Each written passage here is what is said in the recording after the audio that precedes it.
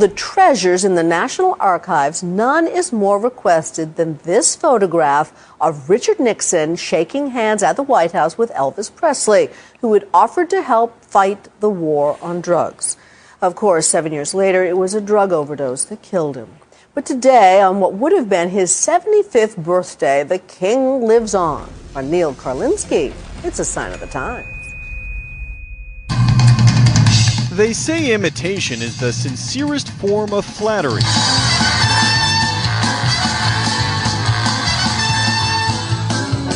But when it comes to Elvis, that is debatable. Your future Elvises of America, ladies and gentlemen.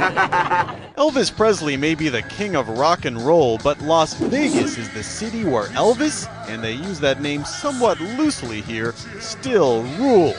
Brian Thomas is Little Elvis. Why Little Elvis? Why not? People just like all kinds of Elvis. Absolutely. Chinese, Japanese, French, Russian Elvis. Why not a Little Elvis? In Las Vegas, there is an Elvis for every taste. You can get married by Elvis. You can play blackjack with Elvis. I've been an Elvis fan since I was about 10 years old, yeah. Blackjack! High five, part of the game. You can watch a whole squad of Elvises jump out of an airplane. It's a really weird phenomenon. I don't know what the draw is, but everybody knows his name. Not all Elvises are created equal. Thank you very much. While Little Elvis isn't much of a singer, Big Elvis has the pipes to do the job.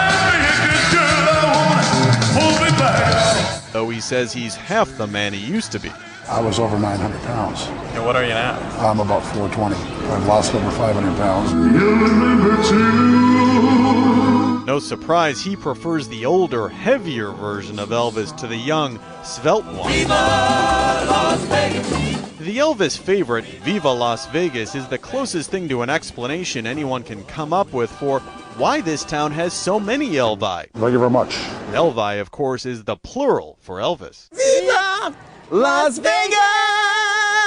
Yeah! I'm all shook up here. Larry Edwards is known as Black Elvis. What do you have to know about Elvis to be Elvis? I mean, how do you embody Elvis? That whole attitude, you know, with the collar up and the scarf and the shaking of the lips and all that good stuff. Kelly Clinton, the female Elvis, hardly needs the signature sideburns and shades. Her Elvis is a borderline out-of-body experience. You put the suit on, and I really think you should try it sometime. It's kind of happens. It's not going to happen. But with any character I do, you're picturing the person in your mind. I try to imagine what it would be like to be cool, like the king.